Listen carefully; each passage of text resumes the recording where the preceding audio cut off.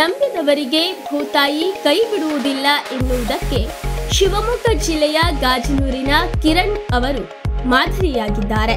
ವೃತ್ತಿಯಲ್ಲಿ ಇಂಜಿನಿಯರ್ ಆಗಿರುವ ಇವರು ಹವ್ಯಾಸವಾಗಿ ಜೇನು ಸಾಕಾಣಿಕೆಯನ್ನ ಆರಂಭಿಸಿದವರು. ಈಗ ಸಮರ್ಪಕವಾಗಿ ಕೃಷಿ ಮಾಡುವ ಮೂಲಕ ಜೇನು ಸಾಕಾಣಿಕೆಯಲ್ಲಿ ಯಶಸ್ಸನ್ನ ಕಂಡಿದ್ದಾರೆ.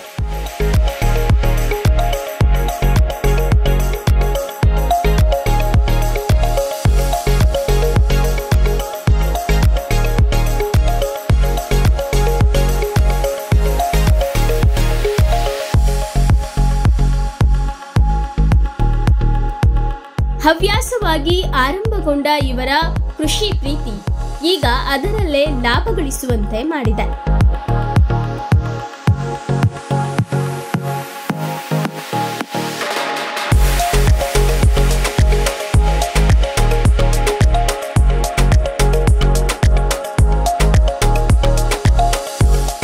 ಕೇವಲ ಜೇನು ಸಾಕಾಣಿಕೆಯಲ್ಲದೆ ಕೋಳಿ ಸಾಕಾಣಿಕೆ, ವಿವಿಧ ಕೃಷಿ ಚಟುವಟಿಕೆಗಳಲ್ಲಿಯೂ ಕೂಡ ತಮ್ಮನ್ನು ತಾವು ತೊಡಗಿಸಿಕೊಂಡಿದ್ದಾರೆ. ಈ ಮೂಲಕ ಅನೇಕ ಯುವ ಕೃಷಿಕರಿಗೆ ಮಾದರಿಯಾಗಿದ್ದಾರೆ. ಇಂದು ನಮ್ಮ ಕೆ-ಲೈವ್ನೊಂದಿಗೆ ಮಾತನಾಡಿ ತಮ್ಮ ಕೃಷಿ ಪ್ರೀತಿಯನ್ನ ಹಂಚಿಕೊಂಡಿದ್ದು ಹೀಗೆ. ಸೊ ಈ ಕಂಟೆಂಟ್ ಅಲ್ಲಿ ನಿಮಗೆ ಏನ್ ಗೊತ್ತಾಗುತ್ತೆ ಅಂದ್ರೆ ಇದನ್ನ ಯಾಕೆ ಸಕ್ಕರೆ ಪಾಕ ಕೊಡ್ತಾ ಇದೀವಿ ಅಂತ.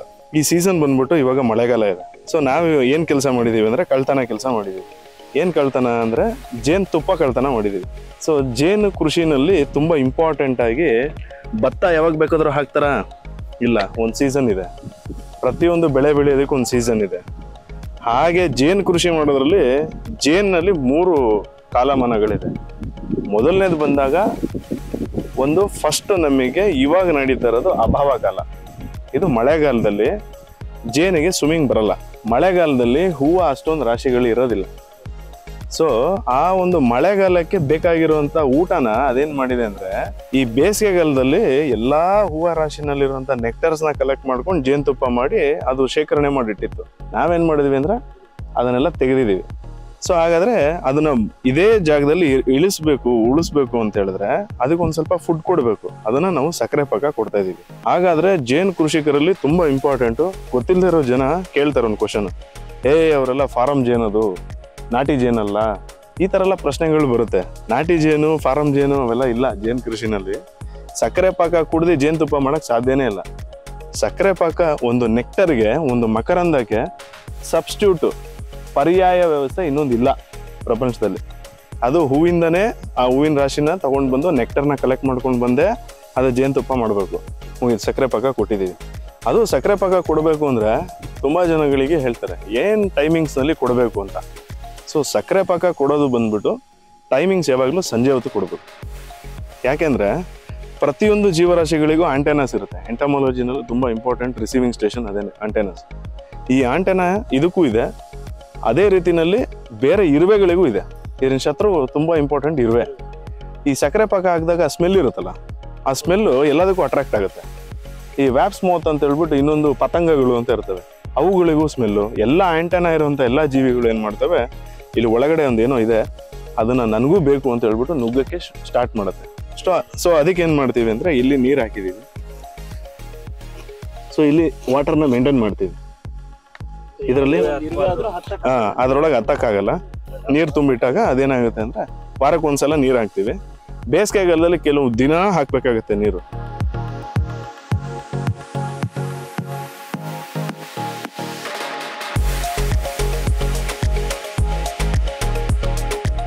ಸುಗ್ಗಿ ಕಾಲದಲ್ಲಿ ಯುಗಾದಿ ಬಂದ್ರೆ ಎಲ್ಲಾ ಜೀವರಾಶಿಗಳಿಗೂ ಯುಗಾದಿನೇ ಮೊದಲನೇ ವರ್ಷ ಅಂತ ಹೇಳ್ಬಿಟ್ಟು ನಮ್ಮ ಇದ್ರೊಳಗೆ ಆಚರಣೆ ಮಾಡ್ತಾರಲ್ವಾ, ಅದು ಎಲ್ಲರಿಗೂ ಕೂಡ ಆಚರಣೆನೆ. ಸೊ ಯುಗಾದಿನಲ್ಲಿ ಎಲ್ಲಾ ಪುಷ್ಪರಾಶಿಗಳು ಡೆವಲಪ್ ಆಗ್ತಾ ಹೋಗುತ್ತೆ, ಅದ್ರೊಳಗೆ ನೆಕ್ಟರ್ ಸಿಗ್ತಾ ಹೋಗುತ್ತೆ. ಅದರಿಂದ ಏನಂದ್ರೆ ಮ್ಯೂಚುವಲ್ ಬೆನಿಫಿಟ್ಸ್ ಇದೆ. ಈ ನೇಚರ್ ಯಾವಾಗ್ಲೂ ಹಂಗೆ ಮ್ಯೂಚುವಲ್ ಬೆನಿಫಿಟ್ಸ್ ಇರುತ್ತೆ. ಒಂದು ಹೂವು ಬಿಡುತ್ತೆ, ಒಂದು ಹೂವದಲ್ಲಿ ಗಂಡು ಹೂವು ಇರುತ್ತೆ, ಹೆಣ್ಣು ಹೂವು ಇರುತ್ತೆ. ಅದು ಎರಡು ಪರಾಗ ಆಗೋದು, ಒಂದು ಗಾಳಿಯಿಂದನೂ ಪರಾಗ ಆಗುತ್ತೆ, ಅಥವಾ ನಾವೇನಾದ್ರೂ ಸೋಕಿದ್ರು ಪರಾಗ ಆಗುತ್ತೆ. ಪರಾಗ ಆದ್ರೇನೆ ಆ ಪರಾಗ ಕಾಯಿಗಳಾಗಿ ಅದನ್ನ ಸಸ್ಯದ ಅಭಿವೃದ್ಧಿ ಆಗೋದು. ಆದ್ರೆ ಜೇನುಳದಿಂದ ಹೇಗಾಗುತ್ತೆ ಅಂತ ಹೇಳಿದ್ರೆ ಈ ಜೇನುಳ ಮತ್ತೆ ರಿವಿಸಿಟ್ ಅದೇ ಹೂವಕ್ಕೆ ಮಾಡುತ್ತೆ, ಚಿಟ್ಟೆನೂ ಮಾಡುತ್ತೆ. ಇನ್ನೊಂದು ಹಾರ್ನೆಟ್ಸ್ ಅಂತ ಹೇಳ್ತೀವಿ, ಏನಂತಾರೆ ಕಡಜ, ಅದು ಕೂಡ ಮಾಡುತ್ತೆ ಪರಾಗ, ಅದು ಕೂಡ ಇಂಪಾರ್ಟೆಂಟ್.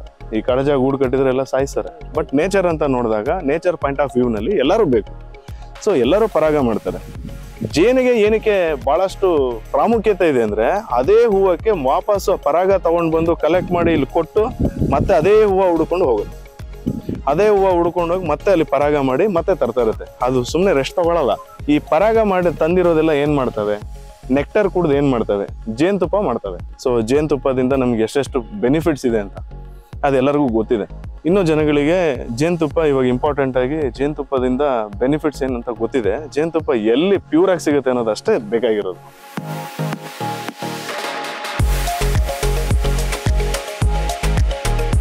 ಇದು ಸೂರ್ಯನ ಕಿರಣಗಳು ಒಳಗಡೆ ಕಟ್ಟತ್ತೆ. ಇದ್ರ ಹೆಸರೇನಪ್ಪ ಅಂತ ಹೇಳಿದ್ರೆ ತುಡುವೆ ಜೇನು ಅಂತ.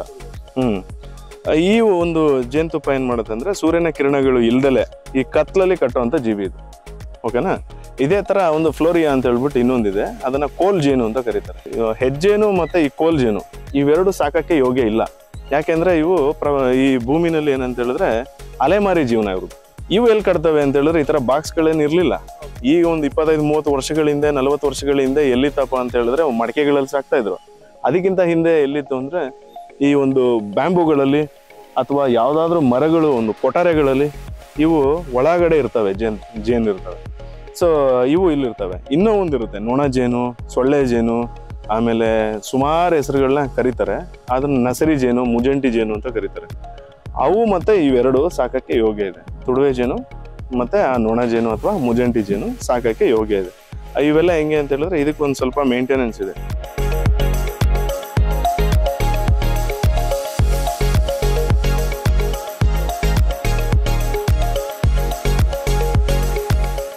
ಸೊ ಇವಾಗ ನೆಕ್ಸ್ಟ್ ಬಂದರೆ, ಇವಾಗ ಜೇನು ಕೃಷಿನಲ್ಲಿ ನೆಕ್ಸ್ಟ್ ನಾವು ಇವಾಗ ಜನಗಳ ಪಾತ್ರ ಏನು ಅಂತ ಹೇಳ್ಬಿಟ್ಟು ಹೇಳ್ತೀನಿ. ನಾವೇನು ಮಾಡಬೇಕು, ಏನು ಮಾಡಬಾರ್ದು ಅಂತ. ಈಗ ಎಲ್ಲಾದರೂ ಜೇನು ಕಟ್ಟಿದ ತಕ್ಷಣ ಇಮಿಡಿಯೇಟಾಗಿ ಏನು ಮಾಡ್ತಾರೆ, ಭಾಳ ಗಾಬರಿ ಆಗಿ ಹೋಗ್ತಾರೆ. ಅದಕ್ಕೆ ಕೆಳಗಡೆ ಫಾಗ್ ಕೊಟ್ಟು ಫ್ಯೂಮಿಗೇಷನ್ ಮಾಡಿ ಅಥವಾ ಕೆಳಗಡೆ ಬೆಂಕಿ ಹಾಕಿ ಎಂಟೈರ್ ಕುಟುಂಬನೇ ನಾಶ ಮಾಡಿಬಿಟ್ಟು ಕಳಿಸ್ಬಿಡ್ತಾರೆ. ಸೊ ಅಂಥ ಟೈಮ್ನಲ್ಲಿ ಜೇನು ಕೃಷಿಕರು ಯಾರಿರ್ತಾರೆ ಅವ್ರ ಸಜೆಷನ್ ತೊಗೊಂಡು ಅದನ್ನು ಯಾವ ಥರ ರಿಮೂವ್ ಮಾಡಬೇಕು ಅನ್ನೋದನ್ನ ನೋಡಬೇಕು. ಕೆಲವೊಂದು ವಿಜ್ಞಾನಿಗಳೇ ಹೇಳಿದ್ದಾರೆ, 4 ವರ್ಷ ಜೇನಿಲ್ಲ ಅಂತ ಹೇಳಿದ್ರೆ ಭೂಮಿನೇ ಇಲ್ಲ ಅಂತ, ಮನುಷ್ಯರು ಕೂಡ ಇರೋಕ್ಕೆ ಸಾಧ್ಯನೇ ಇಲ್ಲ, ಬದುಕಕ್ಕೆ ಸಾಧ್ಯನೇ ಇಲ್ಲ ಅಂತ. ಪ್ರತಿಯೊಂದೂ ಪರಾಗ ಆಗ್ತಾ ಇರುತ್ತೆ. ಆ ಪರಾಗ ಆದಾಗ ಪರಾಗ ಆದ್ರೇ ಹೂವು ಕಾಯಿಗಳಾಗೋದು, ಅದು ಒಂದೊಂದು ಲಿಂಕ್ ಇದೆ, ಆಯಿತಾ? ಸೊ ಪ್ರಕೃತಿನಲ್ಲಿ ಜೇನೇ ಭಯಂಕರ ಭಾಳಷ್ಟು ರೋಲ್ ಪ್ಲೇ ಮಾಡುತ್ತೆ. ಸೊ ಈಗ 2022 ನನಗೆ ಗೊತ್ತಿರೋಂಗೆ ಕಾಫಿ ಬೋರ್ಡ್ನ ನೀವು ಲೆಕ್ಕ ಹಾಕೊಂಡ್ರೆ ಚಿಕ್ಕಮಂಗ್ಳೂರು ಕಾಫಿ ಬೋರ್ಡು 6500 ಕೋಟಿ 6500 ಕೋಟಿಯಷ್ಟು ಕಾಫಿನ ಎಕ್ಸ್ಪೋರ್ಟ್ ಮಾಡಿದೆ. ಹಾಗಾದ್ರೆ 6500 ಕೋಟಿ ಲಾಭ ಎಲ್ಲಿಂದ ಬಂತು? 80% ಪಾಲಿನೇಷನ್ ಡನ್ ಬೈ ಬೀಸ್.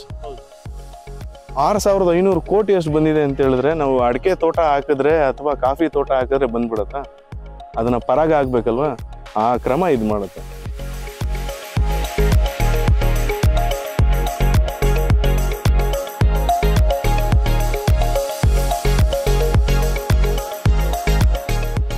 ಈ ಮಳೆ ಬಂದಾಗ ಅವು ಎಲ್ಲೂ ಹೋಗಲ್ಲ ಹೊರಗಡೆ, ಯಾಕೆಂದ್ರೆ ಅದರೊಳಗೆ ಇದ್ದಿದ್ದಂಥ ಎಲ್ಲ ತುಪ್ಪನೂ ನಾನು ತೊಗೊಂಡ್ಬಿಟ್ಟಿದ್ದೀನಿ. ಸೊ ಅದಕ್ಕೇನಿಲ್ಲ ಕುಡಿಯೋಕ್ಕೆ, ನಾನು ನೋಡ್ಕೋಬೇಕು ನಾನು. ಅವಾಗ ಫ್ಯಾಮಿಲಿ ಸದೃಢವಾಗಿದ್ರೆ ನೆಕ್ಸ್ಟ್ ಅಭಿವೃದ್ಧಿ ಕಾಲದಲ್ಲಿ ಇಲ್ಲೇ ಇರ್ತವೆ.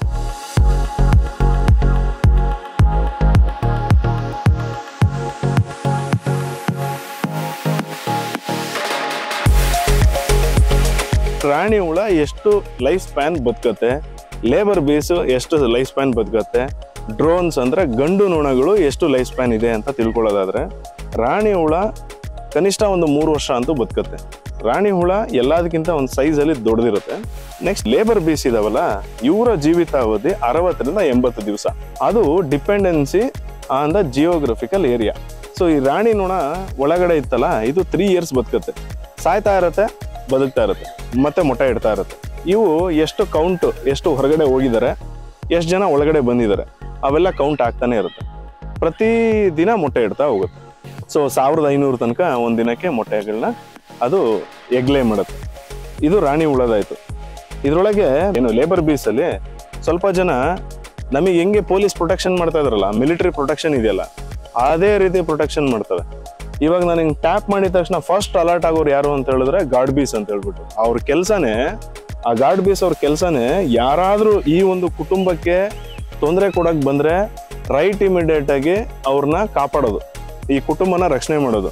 ಯಾವ ರೀತಿ ರಕ್ಷಣೆ ಮಾಡ್ತಾರೆ ಅಂದ್ರೆ, ಒಂದು ಸಲ ಸ್ಟಿಂಗ್ ಮಾಡಿದ್ರೆ ಚುಚ್ಚಿದ್ರೆ ತನ್ನ ಜೀವನೇ ಕಳ್ಕೊಳ್ಳೋದು, ಆ ಲೆವೆಲ್ ತನಕ ತಗೊಳತ್ತೆ.